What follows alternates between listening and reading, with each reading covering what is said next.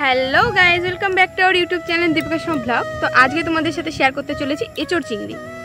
তো আজকে বাড়িতে তো যেহেতু কাঁঠাল গাছ রয়েছেই, তোমাদেরকে আগেই দেখিয়েছি আমি। তো কাঁঠাল গাছে কাঁঠাল হয়েছে, সেখান থেকে আমরা কেটে নিয়ে এসে সেখান থেকে কাঁঠাল খেতে আসলে কিছুদিন আগে খেয়েছিলাম, অর্ধেকটা রয়েছে, সেটা দিয়েই আজকে করব, কারণ এতটা আমাদের লাগে না। তো চলো পুরো ভিডিওটা দেখা যাক, শেষ থেকে শুরু থেকে শেষ অবধি পুরোটা দেখবে। আমার মতো ভুল বলছিস? হ্যাঁ, আমি এরকম ভুল বলি বলে আমি একটাও কথা বলছি না। ঠিক আছে, চলুন ভিডিওটা দেখা যাক। চলো দেখা যাক। বন্ধ করে আমরা চলে এসেছি কাঁঠাল কাটতে। আগের দিন একটা মানে যেটা ছিল সেটা হচ্ছে তোমার এই ছিল না, এতটুকু হতে হয়ে যাবে না? হ্যাঁ, হয়েও বেশি। এটা কাটবি না এটা কাটবি? এইটা দুটোর থেকে একটা বলে কেটে নেবে। দেখো অবস্থা এসে কিছু করার নেই, আজকে রাতেই কেটে নিয়ে যেতে হচ্ছে, যেটা ছিল সেটা নষ্ট। তো মা ইঁচড়টা কেটে রেডি করে দিচ্ছে। দেখো আমরা অত ভালো কাটতে পারি না, ওই জন্য মাকে বলেছি কেটে দিতে, মা কেটে দিচ্ছে। তো এখানে আমি কাঁঠালগুলো কিন্তু মিডিয়াম করে কেটে নিচ্ছি, সাথে আলুও দেবো। এখানে আমি একটা বড় আলু নিয়েছি, সেটাও কিন্তু এই সেম মিডিয়াম ভেবে কেটে নেব। আর এবার আমি এই এঁচড়গুলো একটু সিদ্ধ করে নেব, তাহলে রান্না করতে আরও বেশি সুবিধা। ওই জন্য আমি এঁচড়গুলো ধুয়ে প্রেসার কুকারে দিয়ে দিচ্ছি, 2-3 সিটি দিয়ে আমি নামিয়ে নেব। তার সাথে আমি এদিকে মশলাটা রেডি করছি। যেহেতু আমরা লঙ্কাটা একটু বেশি খাই, তাই লঙ্কার পরিমাণটা বেশি আছে, আপনারা আপনাদের স্বাদ মতো লঙ্কা ব্যবহার করবেন। তার সাথে আছে আদা লঙ্কাটা আমি আগে পেস্ট করে নেব। আর এখানে রয়েছে চিংড়ি মাছ, এটা ছাড়ানো রয়েছে। চিংড়ি মাছটা এবার আমি ভেজে নেব। তো আমি এখন কড়াইটা গরম করে নিচ্ছি। কড়াইটা গরম করে কড়াইতে আমি তেল দিয়ে দিচ্ছি। আগে যেহেতু চিংড়ি মাছগুলো দেখতেই পেরেছো আমাদের ধুয়ে গুছিয়ে রাখা হয়ে গেছে, তো সেটা আমি ভেজে নেব। চিংড়ি মাছটা আমি লাল লাল করে ভেজে নিচ্ছি।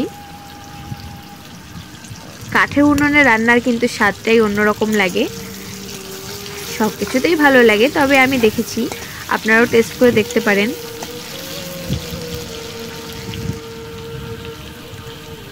তো দেখো চিংড়িগুলো প্রায় ভাজা ভাজা হয়ে এসেছে, আমি এখন নামিয়ে নেব আস্তে আস্তে। এগুলো সুন্দর লাল লাল হয়ে গেছে, চিংড়ি মাছগুলো ভাজা হয়ে গেছে, আমি নামিয়ে নিয়েছি। এবার আমি এই তেলের মধ্যেই গোটা পেঁয়াজ কেটে রেখেছিলাম আমি একটা।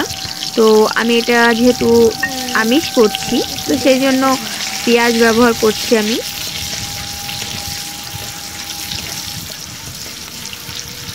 তো একটা গোটা পেঁয়াজ ছিল কেটে রেখেছিলাম, সেটা দিয়েছি। আর এই দেখো আলু আর এঁচড়টা কিন্তু সুন্দর সিদ্ধ হয়ে গেছে, সেটা আমি নামিয়ে রেখেছি।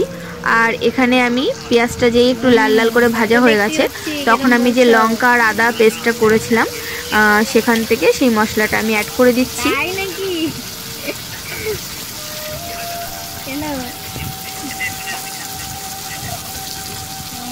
এবার এটা কিন্তু আমি ভালোভাবে মিক্স করে নেব। ভালো আছে তো সবাই? বাড়ির সবাই ভালো আছে? ভাই কই কেন? পুচকেগুলো ভালো আছে?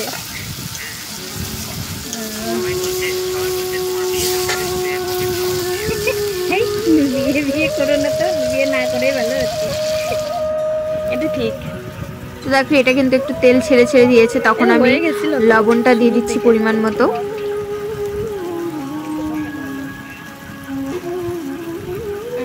সাথে পরিমাণ মতো হলুদ দিয়ে দিলাম।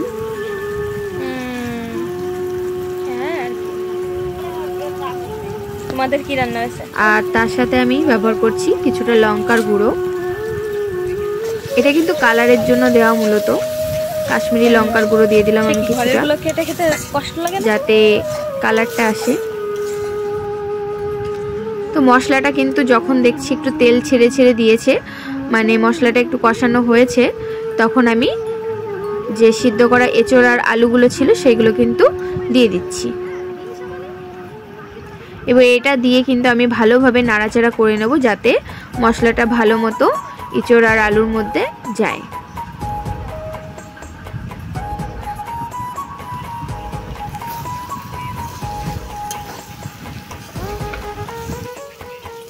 তো এঁচড়টা আমি ভালো করে কষিয়ে নিয়েছি। দেখো মশলাটা কিন্তু টান টান হয়ে গেছে। এখন আমি এর মধ্যে কিন্তু পরিমাণ মতো জল দিয়ে দেবো। তার আগে আমি কি করছি, চিংড়িটা কিন্তু এর মধ্যে একসাথে দিয়ে নিলাম। তো চিংড়িটা দিয়েও আমি ভালো করে নাড়াচাড়া করে নিচ্ছি। একসাথে হয়ে গেল, তো পরে আর আমার দেওয়া লাগবে না, সেই জন্য আমি চিংড়িটা আগেই দিয়ে দিয়েছি। এবার কিন্তু আমি জলটা দিয়ে দিলাম। জলটা কিন্তু আমি অল্প পরিমাণেই দিয়েছি, কারণ আমি তরকারিটা গা মাখা করব। তো এবার কিন্তু আমি ফুটতে দেব কিছু টাইম। ভালো করে মিক্স করে নিলাম জলের সাথে।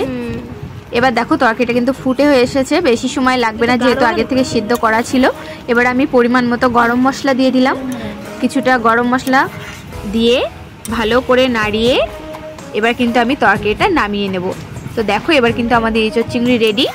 এবার নামিয়ে পরিবেশন করুন। আর দেখুন সবাই কিন্তু আঙুল চেটে পুটে খেতে বাধ্য। আর অনেক টেস্ট হয়েছিল গরম গরম ভাতে, দারুণ লেগেছিল এঁচোড় চিংড়ি খেতে। তো বাড়িতে আপনারা অবশ্যই এইভাবে ট্রাই করে দেখুন। আর এত সময় আমার সাথে থাকার জন্য অনেক অনেক ধন্যবাদ। কেমন লাগলো ভিডিওটি অবশ্যই কমেন্ট করে জানাবেন। আবার দেখা হচ্ছে আপনাদের সাথে নতুন আরেকটা ভিডিওতে। আর যারা এই চ্যানেলে নতুন, প্লিজ এই চ্যানেলটিকে সাবস্ক্রাইব করে আমাদের পাশে থাকবেন, সাথে থাকবেন। আর সবাই সুস্থ থাকবেন, ভালো থাকবেন। চলুন টাটা। ভিডিও করে স্যাটিসফাইড হচ্ছে না।